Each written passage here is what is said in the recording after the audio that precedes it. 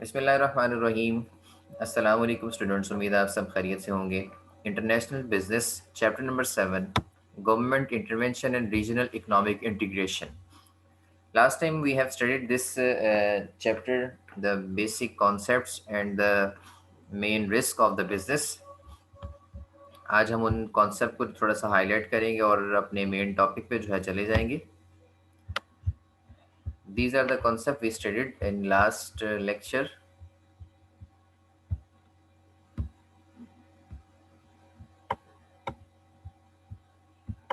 Risk in international business, ठीक है। तो आपके पास रिस्क जो है वो चार तरह के हो सकते हैं इंटरनेशनल बिजनेस को करते हुए। अब इसमें जो है सबसे पहले हमने स्टडी किया था जो कंट्री या पॉलिटिकल जो रिस्क होता है, इसको हमने डिटेल से स्टडी किया था, ठीक है। कंट्री रिस्क, कंट्री के हवाले से या कंट्री की अपनी पॉलिसीज़ हो सकती हैं, कंट्री का अपना निज़ाम है, कंट्री के अपने टैरिफ सिस्टम है, ठीक है, गवर्नमेंट की इंटरवेंशन होती है।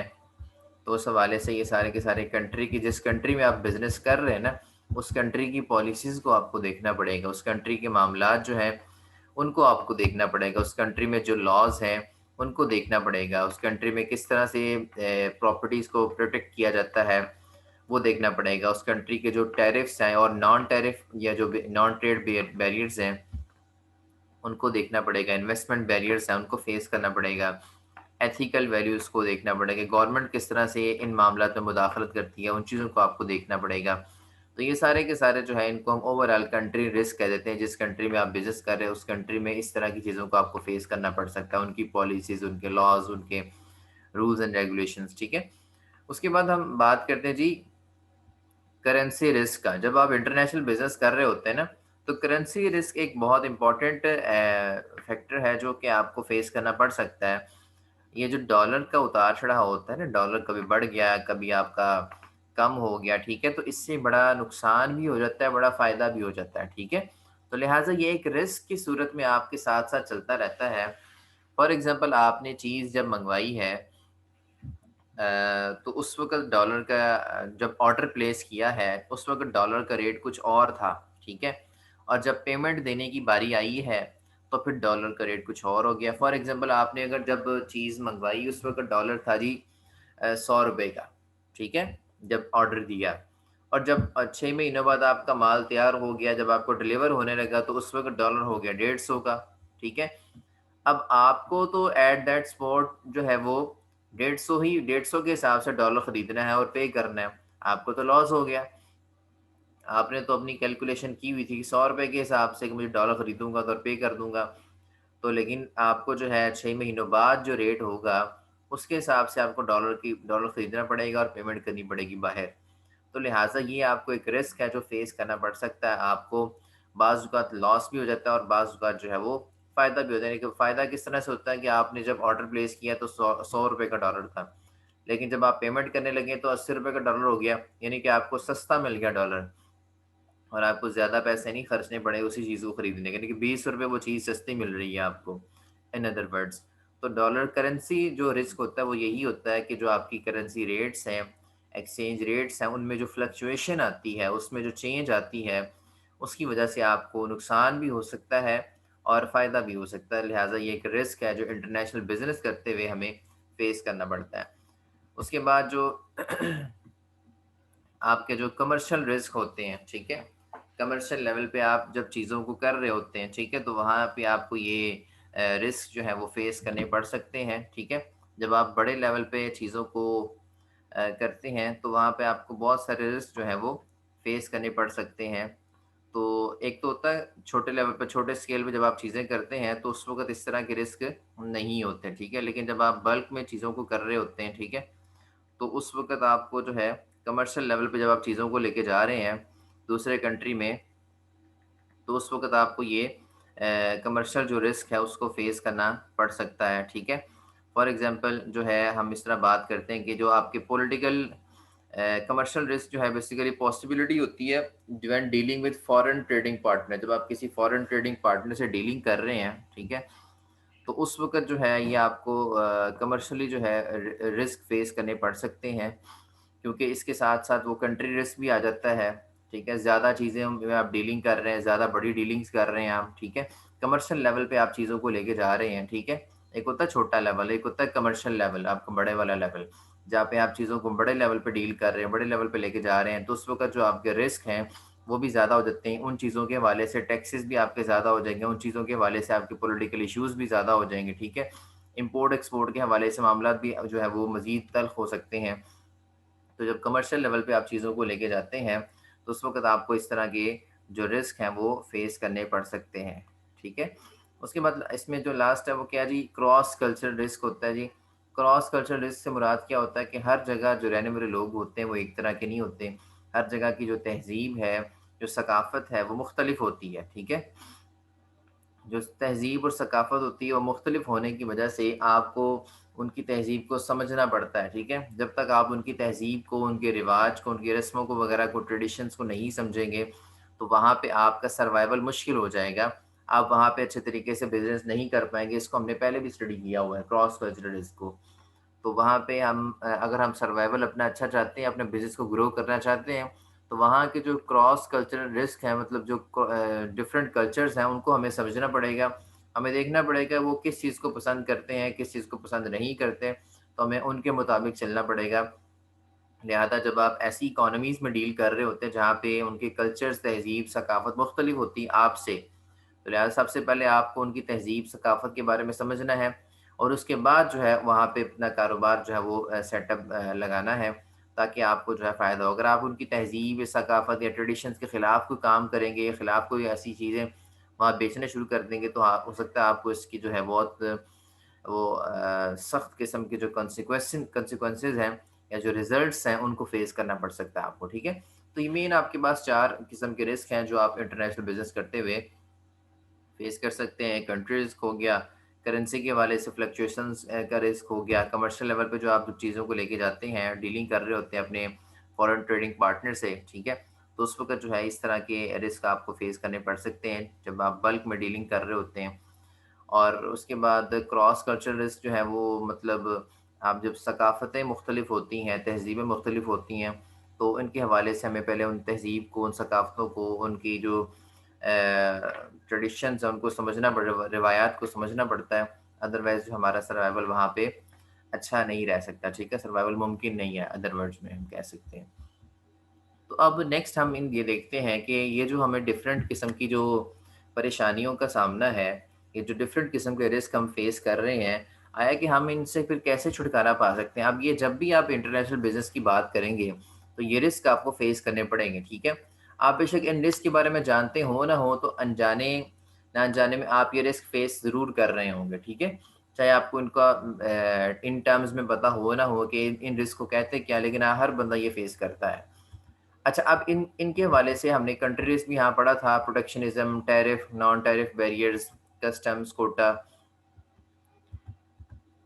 तो ये हमने लास्ट में इनको स्टडी किया था। अब हम आज देखते हैं जी कि हम इन चीज़ों से जो है अब छुटकारा किस तरह से हासिल कर सकते हैं।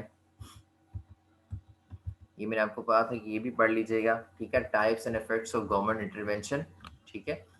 इसमें डिफरेंट आपके इंटरवेंशन टाइप्स हैं, यानी कि गवर्नमेंट किस-किस तरह से मुदाखलत कर सकती है, उसकी डेफ़िनेशन क्या है और उसके जो कॉन्सिक्वेंसेज़ हैं, ठीक है? या उसके असरात हैं, वो क्या है, एग्ज़ाम्पल्स भी उसमें दी हुई हैं आगे, कौन-कौन से कंट्रीज़ हैं। अच्छा, अब इसमें हम ये देखते हैं जी, करेंसी कंट्रोल के हवाले से, ठीक है? ये वही आपके करेंसी के हवाले से मामलात आ गए, ठीक है? जो अभी हम डिस्कस कर रहे थे, करेंसी का इनफ्लो जो है, आउटफ्लो है, ठीक है? उसके बाद करेंसी को कंट्रोल करना चाहिए, वो इन्वेस्टमेंट बैरियर था। सब्सिडी के हवाले से आपको पता है जी, सब्सिडी जो होती है वो मतलब जो इकोनॉमी होती है ना, वो आपको फैसिलिटेट करती है। फॉर एग्ज़ाम्पल पाकिस्तान अगर अपने किसानों को जो है वो सस्ते में बीज दे रहा है, ठीक है? तो इसका मतलब वो बीज पे सब्सिडी दे रहा है। अगर बीज एक ₹100 का मिलता है, गवर्नमेंट पाकिस्तान किसानों को कहती है कि हम आपको ₹80 का देंगे, ₹20 हमारी तरफ से कंट्रीब्यूशन है। तो ये इसका मतलब ये सब्सिडी दी जा रही है गवर्नमेंट की तरफ से। तो सब्सिडी का ये कॉन्सेप्ट है। इस तरह से जो प्रोडक्शन जब होती है ना, तो चीज़ों पर आने वाली कॉस्ट जो है वो कम हो जाती है और कम कीमत पर जो है वो चीज़ें फिर मार्केट में मिलती हैं। और ये उसी वक्त पॉसिबल है जब गवर्नमेंट सब्सिडी देती है।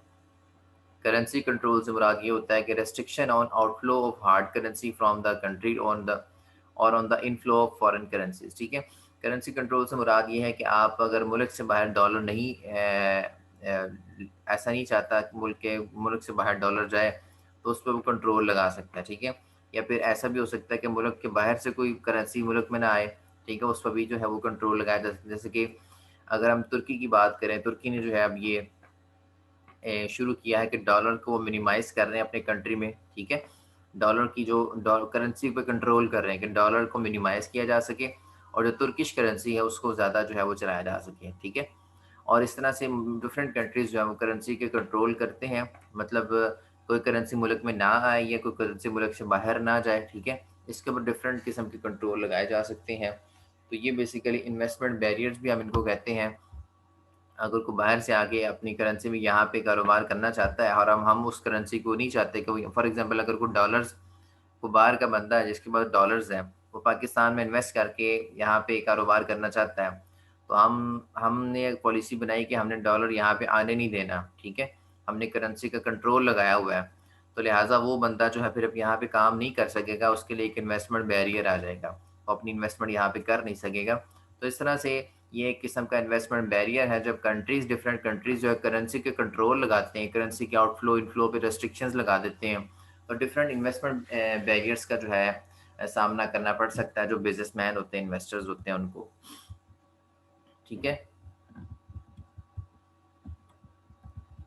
उसके बाद यहाँ पे हम डिफरेंट कॉन्सेप्ट्स हैं। ठीक है, इन कॉन्सेप्ट को स्टडी करने के बाद हम जो है वो मतलब उन चीज़ों पर जाएंगे कि किस तरह से हम इन चीज़ों का सामना कर सकते हैं और हमको क्या क्या स्ट्रेटजीज जो है वो अपना सकते हैं। ठीक है, काउंटर वेलिंग ड्यूटी से मुराद क्या होता है कि ड्यूटी जो आपकी इंपोर्ट प्रोडक्ट पे जो है वो इम्पोज की जाती है। ठीक है, और उनको जो है हम सब्सिडी से जो है वो मतलब कंपनसेट करते हैं। एक तरफ जो है मतलब हम इंपोर्ट प्रोडक्ट पे जो है वो अपनी क्या लगा रहे हैं, टैरिफ से मुराद टैक्सेस लगा रहे हैं। ठीक है, और दूसरी तरफ जो है हम उनको अपने जो प्रोड्यूसर्स हैं उनको हम सब्सिडी दे रहे हैं कि और exporters in the exporting country. ठीक है, ताकि वो एक्सपोर्ट कर सकें दूसरे कंट्री में। देखें ना कि हम क्या चाहते हैं, हम ये चाहते हैं, हर मुल्क ये चाहता है कि उसके अपने रिसोर्सेज इतने हों, वो खुद चीज़ बना के बाहर बेचे और उससे ज़रिए मुबादला कमाए। ठीक है, फॉरेन एक्सचेंज जो है उसको अर्न करें। लेकिन अगर हम बाहर से इंपोर्ट करना शुरू कर देंगे, हमारे पास इतने रिसोर्सेज नहीं होंगे, हमारे पास इतनी स्किल्स नहीं होंगी, हम इतने कॉम्पिटेंट नहीं होंगे कि हम चीज़ें खुद नहीं बना सकेंगे, तो फिर हम क्या करेंगे, आखिरी हल क्या है, हम बाहर से मंगवाएंगे। जब बाहर से मंगवाएंगे तो हमें बाहर डॉलर्स अदा करने पड़ेंगे। ठीक है, डॉलर्स एक इंटरनेशनल करेंसी है। ठीक है, किसी भी इकोनॉमी कोई भी इकोनॉमी जो स्ट्रांग है उसके पास स्ट्रांग होने का एक जो है फैक्टर ये भी है कि उसके पास डॉलर ज़्यादा होते हैं। ठीक है, ज़ाहिर बात है ना, आप ऐसी करेंसी अपने पास रखना पसंद करेंगे जो पूरी दुनिया में चलती है, या फिर ऐसी करेंसी रखना पसंद करेंगे जो सिर्फ आपके मुल्क में या एक दो मुल्कों में चलती है। ठीक है, ज़ाहिर बात है हर कंट्री ऐसी करेंसी अपने पास रखना पसंद करेगा जो पूरी दुनिया में काबिल कबूल है। ठीक है, अब डॉलर एक इंटरनेशनल करेंसी है जो कि पूरी दुनिया में काबिल कबूल है, तो लिहाजा हर कंट्री ये चाहता है कि इंपोर्ट उसकी कम अज़ कम हो। ठीक है, सिर्फ जो बुनियादी और ज़रूरी चीज़ें हैं वही इंपोर्ट की जा सके बाहर से, और लेकिन जो मैक्सिमम चीज़ें वो अपने घर में बनाई जाए, घर के जो प्रोड्यूसर्स हैं यानी कि डोमेस्टिक प्रोड्यूसर जो है वही बनाएं। ठीक है, तो लिहाजा वो क्या करते हैं, काउंटर वेलिंग ड्यूटी का मतलब ये है कि अगर कोई इंपोर्ट करता है तो इंपोर्ट पे वो टैक्सेस लगा देते हैं। ठीक है, जिससे इंपोर्ट को डिस्करेज किया जाता है। ठीक है, और अगर कोई खुद बनाना चाहता है घर में, कोई किसान वगैरह है या कोई इंडस्ट्रियलिस्ट हैं जो खुद चीज़ों को बनाना चाहते हैं, तो वहाँ पे उनको सब्सिडी दी जाती है, उनको फैसिलिटेट किया जाता है कि आप लोग चीज़ों को बनाएँ। ठीक है, और इसको फिर एक्सपोर्ट करो ताकि मुल्क को फ़ायदा हो। जब एक्सपोर्ट करेंगे तो बाहर से डॉलर्स आएँगे मुल्क में, तो इससे मुल्क को जो है वो फ़ायदा हो जाएगा। अच्छा, अब यहाँ पे एक क्वेश्चन है जी कि अगर हम कंपैरिज़न करें कि डॉलर की जो वैल्यू है वो ज़्यादा है या दूसरी कंट्रीज़ में जो करेंसीज़ चल रही हैं जैसे कि लाइक कुवैत है, कुवैती दिनार है। ठीक है, या बहरीन की हम बात कर सकते हैं, या हम पाउंड की बात कर सकते हैं जो इस टाइम तकरीबन कोई 250 के करीब या 300 के करीब है, और कुवैती दिनार जो है तकरीबन कुछ 425 के करीब है। उनकी अगर हम बात करते हैं तो उनके मुकाबले में डॉलर की वैल्यू कम है। डॉलर इस टाइम चल रहा है तकरीबन 160 के करीब। तो इस सूरत हाल में हम डॉलर को क्यों प्रेफर करते हैं, इसमें बेसिकली हमारा अपना कोई नहीं है कि हम इसको क्यों प्रेफर करते हैं। बेसिकली 19वीं सदी के जो दरमियान में तमाम कंट्रीज़ जब एक बहुत बड़ा एक जो शटडाउन आया था, बहुत इकोनॉमिक क्राइसिस आए थे, ठीक है? उसके बाद बहुत कम कंट्रीज़ थी जो कि मतलब उस क्राइसिस से बाहर निकल के जिन्होंने अपने आप को स्टेबल किया था। उनमें जो है अमेरिका भी था, ठीक है? तो उस वक़्त जो तमाम कंट्रीज़ थे, उन्होंने ये कबूल किया था इंटरनेशनल करेंसी एज़ डॉलर, ठीक है? डॉलर को एज़ ए इंटरनेशनल करेंसी उस वक़्त कबूल किया गया था। तमाम कंट्रीज़ जो है वो मिल के उन्होंने इस चीज़ पे मुआहदा किया था, एग्रीमेंट किया था कि हाँ जी, हम डॉलर को एज़ ए इंटरनेशनल करेंसी जो है वो कबूल करते हैं। क्योंकि उस वक़्त की जो इकोनॉमी थी वो बहुत ज़्यादा स्ट्रॉन्ग थी, मतलब बाकी मुल्कों से स्ट्रॉन्ग थी, ठीक है? क्योंकि बहुत पूरी दुनिया जो है एक 1930 की अगर हम बात करें तो 1930 में जो इकोनॉमिक क्राइसिस आए थे, ठीक है? तो उस वक़्त पूरी दुनिया जो है मतलब बहुत सारे हर जगह पे जो बिज़नेस है वो ख़राब हुआ था, ठीक है? इकोनॉमीज़ डिस्टर्ब हुई थी, तो उस वक़्त उसके बाद जो है ये इकोनॉमीज़ के दरमियान डिसाइड किया गया कि डॉलर को एज़ अ इंटरनेशनल करेंसी जो है हम कबूल करेंगे, ठीक है? इंटरनेशनल करेंसी कबूल करने से मुराद क्या है? उसका मतलब क्या है? उसका मतलब ये है कि किसी को भी अगर किसी चीज़ के बदले डॉलर दिया जाएगा ना, तो वो उसको एक्सेप्ट करेगा, कबूल करेगा, ठीक है? जैसे पाकिस्तान में जो कायद-ए-आज़म की तस्वीर वाला नोट है, ये एक्सेप्टेबल है, ठीक है? अगर हम कोई भी चीज़ लेने जाते हैं तो अगर हम उसको कायद-ए-आज़म की तस्वीर वाला नोट देते हैं तो वो उसको एक्सेप्ट करता है, ठीक है? लेकिन यही यही अगर हम किसी और फॉरेन कंट्री में जाके करेंगे, हो सकता है वो इसको एक्सेप्ट ना करे, वो वहाँ पे डॉलर एक्सेप्ट करेंगे, क्योंकि डॉलर एक इंटरनेशनल करेंसी है, जो कि डिफरेंट कंट्रीज़ ने जो है वो इसको उस वक़्त कबूल किया था। और आपको पता है कि इंटरनेशनल जो लैंग्वेज है वो भी इंग्लिश है, ठीक है? इंटरनेशनल करेंसी जो है वो डॉलर है और इंटरनेशनल लैंग्वेज जो है वो इंग्लिश है, तो इसलिए हमने उस वक़्त इसको कबूल किया था और उस वक़्त से ये चलता आ रहा है। उसके बाद में डिफरेंट जो इकोनॉमीज़ हैं उन्होंने ग्रोथ की, ठीक है? डिफरेंट इकोनॉमीज़ जो है वो बढ़ गई, उनकी करेंसीज़ बढ़ गई बाद में, ये बाद की पैदावार है सारी, ठीक है? ये हम कुवैत की बात कर लें, हम बहरीन की बात कर लें, हम पाउंड्स की बात कर लें, ठीक है? ये उसकी बाद की पैदावार है, सर इन्होंने बाद में, क्योंकि ये तेल निकालने वाले कंट्रीज़ हैं। हम सऊदीया की बात कर लें, ठीक है? तो तेल निकालने वाले कंट्री इन्होंने बाद में जो है बिज़नेस ग्रो किए, ठीक है? यूएई की बात कर लें, ये बाद में बिज़नेस सेंटर्स यहाँ पे बने, बाद में इन्होंने अपनी इकोनॉमीज़ को ग्रो किया, बाद में यहाँ पे जो है वो आपकी करेंसीज़ जो है वो इंक्रीज़ हुई, ठीक है? तो ये बाद की सारी चीज़ें हैं, लेकिन पहले दुनिया कबूल कर चुकी थी 19वीं सदी के मिड में डॉलर को एज़ अ इंटरनेशनल करेंसी, और अभी तक जो है वो ही चल रहा है, ठीक है? अभी तक जो है डॉलर्स में ट्रेडिंग होती है। इंटरनेशनल जो मार्केट्स हैं, इंटरनेशनल जो मंडियाँ हैं आपकी, इंटरनेशनल जो स्टॉक एक्सचेंज है, हमारा डॉलर्स में कारोबार होता है, ठीक है? जिसे हम फॉरेक्स ट्रेडिंग भी कहते हैं। बहुत सारे लोग ऑनलाइन ट्रेडिंग कर रहे होते हैं फॉरेक्स ट्रेडिंग के नाम से, ठीक है? वो डॉलर्स में भी ट्रेडिंग हो रही है, ठीक है? पाउंड्स में ट्रेडिंग हो रही है। इस दुनिया में ना पूरी कंट्री की अगर हम पूरी दुनिया की बात करें, इसमें इस टाइम जितने भी कंट्रीज़ हैं, ठीक है? तो इसमें G8 को आप जाके स्टडी कीजिएगा। G8 जो 8 बड़ी करेंसियाँ कौन-सी हैं, ठीक है? जो एक्सेप्टेबल दुनिया में काबिल कबूल हैं, ठीक है? सबसे पहले नंबर पे डॉलर है, ठीक है? उसके बाद आपकी पाउंड वगैरह आ जाती है, ठीक है? और इसी तरह से आगे जो डेवलप कंट्रीज़ है ना, उसके बाद यूरो डॉलर्स भी हैं आपके। डेवलप कंट्रीज़ की करेंसी इस टाइम जो G8 के नाम से उनको जाना जाता है, G8 ये 8 बड़ी करेंसियाँ हैं, ठीक है? 8 बड़ी बड़ी करेंसीज़ हैं। इनको जो है वो इंटरनेशनली जो है ये एक्सेप्टेबल है, काबिल कबूल है। लेकिन सबसे पहले जो जिसको एक्सेप्ट किया गया ना, सबसे पहले जिसको एक्सेप्ट किया गया था वो डॉलर थी, ठीक है?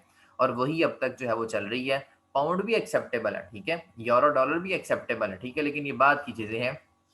इस टाइम 8 करेंसीज़ जो हैं वो बड़ी हैं दुनिया में, जिनको कबूल किया जाता है जब हम अपनी इंटरनेशनल बिज़नेस कर रहे होते हैं, ठीक है?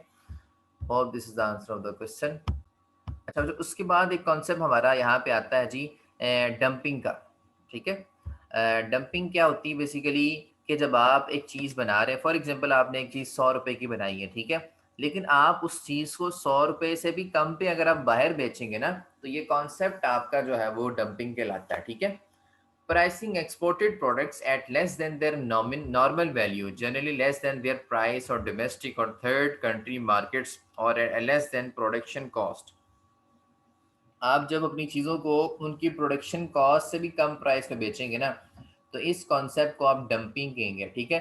और बेचनी कहाँ पे आपने, बेचनी दूसरे कंट्री में, ठीक है। पाकिस्तान में आपने एक चीज़ बनाई है, 100 रुपए की बनाई है आपने, ठीक है। आप उसको 90 रुपए की इंटरनेशनल मार्केट में या किसी दूसरी कंट्री में उसको 90 रुपए की आप बेच रहे हैं, ठीक है। यानी कि उसकी जो नॉर्मल वैल्यू है, जो उसकी एक्चुअल कॉस्ट थी, जो उसकी प्रोडक्शन कॉस्ट थी, उससे भी कम के ऊपर आप उसको बाहर सेल कर रहे हैं। तो इस कॉन्सेप्ट को हम क्या कहते हैं, इस कॉन्सेप्ट को हम डंपिंग कहते हैं, ठीक है। ये इंपॉर्टेंट कॉन्सेप्ट है। उसके बाद इन्वेस्टमेंट इंसेंटिव्स आ जाते हैं, ट्रांसफर पेमेंट्स और tax concession made directly to the foreign firms और to entice them to invest in the country, ठीक है। अब यहाँ पे एक कॉन्सेप्ट है ट्रांसफर पेमेंट का, ठीक है। इकोनॉमिक्स के हवाले से आपने शायद पढ़ा भी होगा ट्रांसफर पेमेंट क्या होती है। ट्रांसफर पेमेंट बेसिकली जो होती हैं कि जिनमें हम वैसे ही मतलब एड के तौर पे दे देते हैं ना किसी को, ठीक है। जैसे कि अमेरिका पाकिस्तान को एड देता है, तो दिस इज ट्रांसफर पेमेंट, ठीक है।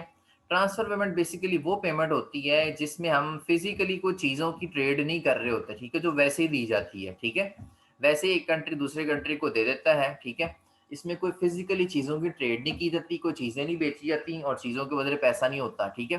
तो ऐसी पेमेंट जिसमें कोई फिजिकली चीज़ें इन्वॉल्व ना हो, कोई ट्रेडिंग ना हो रही हो, वैसे जो कंट्रीज एक दूसरे को दे रहे हो, जैसे एड की मिसाल ले लें आप, ठीक है।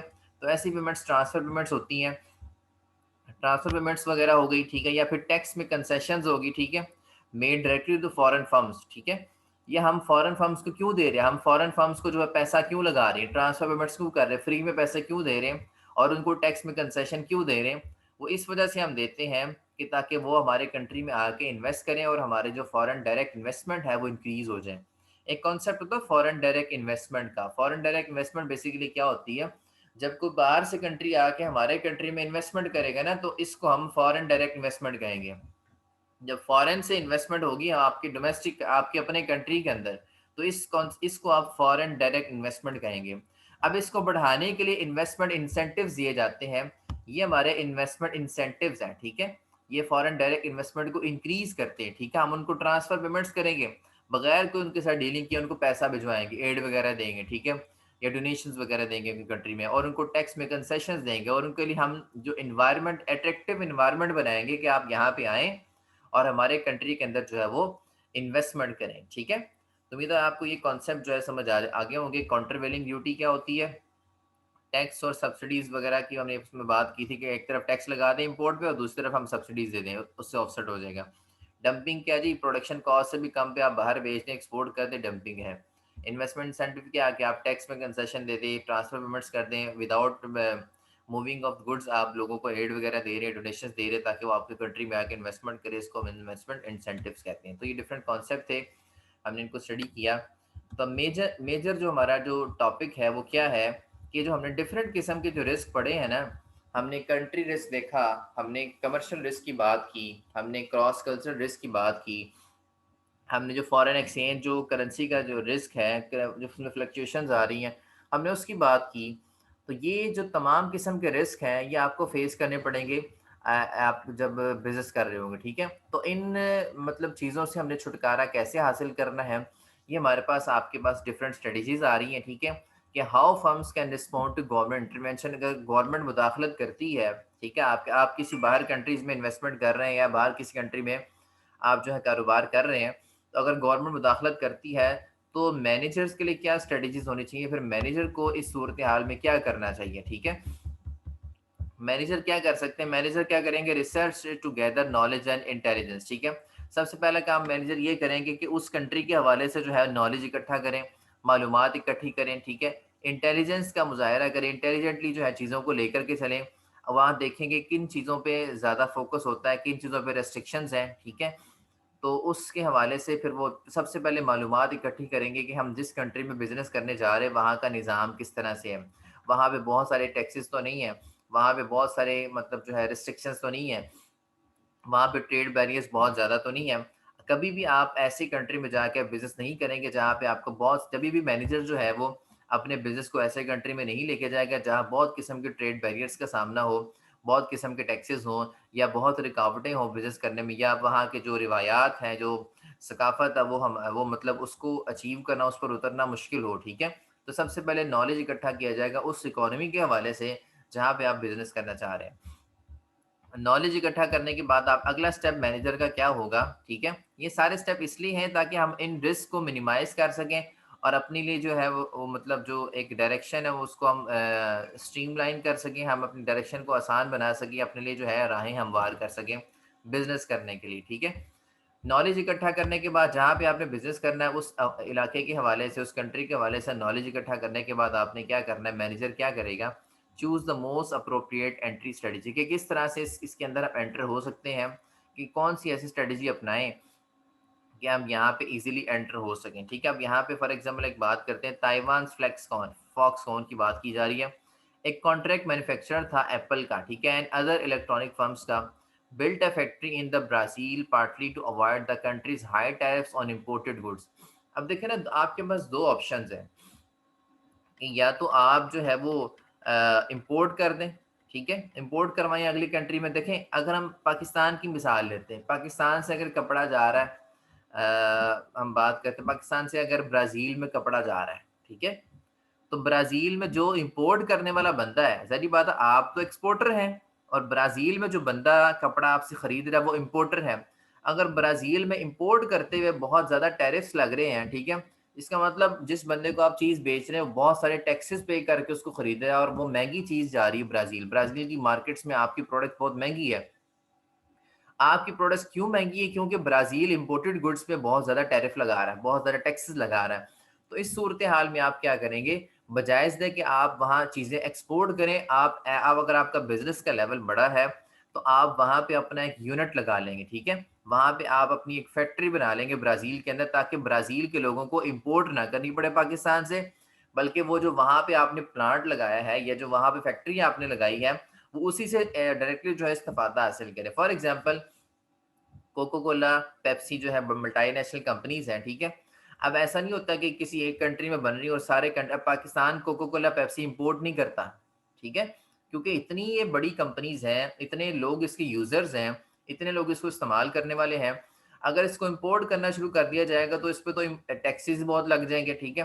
टैक्सेस लग जाएँगे तो आपकी जो एक रेगुलर बोतल है वो मतलब आपको ₹30 की नहीं मिलेगी, वो आपको ₹150 की मिलेगी।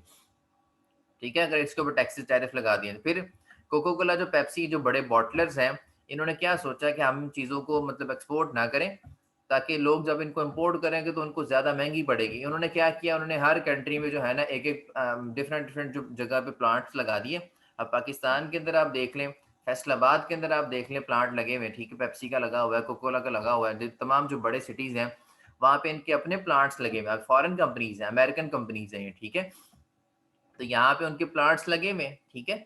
तो ये क्यों लगे हुए हैं? ताकि मतलब वो या उनकी जो प्रोडक्ट है वो हमारी मार्केट में सस्ती आए, ठीक है? अगर वो एक्सपोर्ट करेंगे और हम इम्पोर्ट करेंगे तो प्रोडक्ट महँगी होके हमारे तक पहुँचेगी। तो ये एक एंट्री स्ट्रेटजी है कि हमने मैनेजर ये सोचेगा कि हमने वहाँ पे एंटर किस तरह से होना है। अगर तो ज़्यादा टैक्सेस नहीं है, ठीक है? तो फिर मैनेजर एक्सपोर्ट ही करता रहेगा, ठीक है? अगर बहुत सारे टैक्सेस हैं, तो मैनेजर फिर सोचेगा कि वहाँ पे अपना प्लांट ही लगा ले और वहाँ पे डायरेक्टली जो चीज़ों चीज़ों को बना-बना के लोगों को सेल किया जाए और ताकि चीज़ें जो है सस्ती लोगों को मिलें। इस तरह से वहाँ की मार्केट में जो आपका मार्केट साइज़ है, मार्केट शेयर है, उसको इंक्रीज़ किया जा सकता है, ठीक है? तो ये एक एप्रोप्रिएट स्ट्रेटजी जो मैनेजर यूज़ कर सकते हैं व्हाइल डूइंग इंटरनेशनल बिज़नेस। इसके अलावा डिफरेंट और भी हमारे पास स्ट्रेटजीज हैं जिन पर हम बात कर सकते हैं। Take advantage of foreign trade zone. अब आपने सुना होगा अक्सर ये जो सवात वाला, अगर आप कभी सैर व तफरीह के लिए गए हो, ये सवात वाला जो इलाका है, इससे आगे जो हमारा इलाका है वो इलाका गैर कहलाता है, ठीक है? यहाँ पे मतलब कोई कानून वगैरह जो है अप्लाई नहीं होता और यहाँ पे अक्सर आपने सुना होगा कि अगर कोई गाड़ी कोई बड़ी ले आता है, हम उसको छेड़ देते हैं, भाई पेशावरों लेके आए हैं गाड़ी, या फिर कुछ सवात के इलाके से गाड़ी लेके, क्योंकि वहाँ पे बड़े-बड़े शोरूम्स हैं, बड़े-बड़े मतलब प्लांट लगे हुए हैं, मतलब वर्कशॉप्स हैं गाड़ियों की, और वहाँ पे आपको जो प्राडो, लैंड क्रूज़र मतलब बड़ी-बड़ी जीप्स जो हैं वो बड़ी सस्ती मिल जाती हैं, ठीक है? यहाँ पे जो प्राडो, लैंड क्रूज़र आपको 2-2 करोड़ की मिल रही है कस्टम पे करके, वहाँ पे वही प्राडो, लैंड क्रूज़र आपको 30-30, 40-40 लाख की मिल जाएगी। यहाँ पे जो आपको सिविक गाड़ी जो है वो 40 लाख की मिल रही है मार्केट से, वहाँ पे आपको 7-8 लाख की मिल जाएगी, ठीक है? क्योंकि वो जो है कस्टम पेड नहीं होती, ठीक है? वहाँ पे गाड़ियाँ बहुत सस्ती हैं, लेकिन आप वो गाड़ियाँ अपने सिटीज़ में ला नहीं सकते। जब आप पकड़े जाएँगे तो आपको कस्टम पे करना पड़ेगा और पेनल्टी भी पे करनी पड़ेगी। हाँ, उन इलाकों में आप वो गाड़ियाँ यूज़ करके एन्जॉय कर सकते हैं, उन इलाकों में चला सकते हैं जहाँ पे ये कानून अप्लाई नहीं होता। तो वो पाकिस्तान का गैर इलाका कहलाता है, वहाँ पे वो जो कानून है वो नहीं अप्लाई होते, उनके वो कबायली हैं, ठीक है? वो कबायली हैं, वो उनके अपने जो हैं वो रूल्स एंड रेगुलेशंस हैं, तो उनके ऊपर चलते हैं, वहाँ पे हमारे जो कानून है वो अप्लाई नहीं होते। बहरहाल वो इलाका गैर कहलाता है। एक फ्री ट्रेड ज़ोन कहलाता है, वहाँ पे कस्टम वगैरह जो पे नहीं किया जाता, वहाँ टैक्सेस वगैरह अदा नहीं किए जाते हैं। इसी तरह डिफरेंट कंट्रीज़ में जो है ना फ्री टैक्स ज़ोन, ये बात सुनाने का मकसद क्या था कि ये सिर्फ़ पाकिस्तान में नहीं है, बहुत सारे कंट्रीज़ ऐसे हैं जहाँ पे इस तरह के फ्री टैक्स ज़ोन्स हैं, ठीक है? अगर हम उन फ्री टैक्स ज़ोन्स में जो है मतलब चीज़ें एक्सपोर्ट करें, वहाँ पे जब लोग इम्पोर्ट करेंगे, तो उनको टैक्सेस अदा नहीं करने पड़ेंगे, फिर वहाँ से वो चीज़ें शिफ्ट कर देंगे अपने उन इलाकों में जहाँ पे चीज़ें चाहिए, किसी तरीके से और लोगों तक चीज़ें पहुँच जाएँगी। तो ये भी एक तरीका है कि आप इंटरनेशनल मार्केट में जो है वो इंटरवीन कर सकते हैं, एंट्री कर सकते हैं इस तरीके से। फॉर एग्ज़ाम्पल मैं आपको मिसाल देता हूँ कि हम अगर ब्राज़ील की बात कर रहे हैं, ठीक है? तो ब्राज़ील में ये जैसे हम बात कर लेते हैं, ये जो आपके पैनामा है, ठीक है? पैनामा के हवाले से जैसे एक केसेस चले थे, ठीक है? ये इनमें भी फ्री टैक्स ज़ोन्स इलाके हैं। इस तरह से और भी हमारे जो स्विस बैंक्स वगैरह जो जज़ीरों के करीब इलाके होते हैं ना, जो जज़ीरों के करीब मुल्क होते हैं, वहाँ वो मतलब फ्री टैक्स ज़ोन्स वाले एरिया होते हैं। तो हम फॉर एग्ज़ाम्पल हम पनामा की बात कर लें या ब्राज़ील की बात कर लें कि उनके उस कंट्री के अंदर जो है एक फ्री टैक्स ज़ोन है, ठीक है? फ्री ट्रेड ज़ोन है। तो हम क्या करेंगे, पाकिस्तान से हम जो एक्सपोर्ट करेंगे ना, हम उस फ्री टैक्स ज़ोन या फ्री ट्रेड ज़ोन में करेंगे, ताकि वहाँ पे जो बंदा चीज़ मँगवा रहा है ना, उसको कस्टम ना अदा करना पड़े, उसको टैक्स ना अदा करना पड़े, ठीक है? उसको टैक्स फ्री वो चीज़ जब मिलेगी ना, तो वो उसको सस्ती मिलेगी। जब उसको वो सस्ती चीज़ मिलेगी, तो फिर वो जो अपनी जो मुल्क की अंदरूनी मार्केट्स में जब वो चीज़ सप्लाई करेगा ना किसी तरीके से, तो फिर वो सस्ते सस्ते में सप्लाई करेगा। इस तरह से हमारी जो प्रोडक्ट जो हम एक्सपोर्ट कर रहे हैं ना, फिर लोगों को वहाँ पे मार्केट्स में सस्ती मिलेगी। तो एक ये भी तरीका है कि हम फॉरेन ट्रेड ज़ोन के ज़रिए से हम इस तरह से कर सकते हैं। नेक्स्ट स्ट्रैटेजीज़ जो हम इसकी नेक्स्ट लेक्चर में इंशाल्लाह स्टडी करेंगे।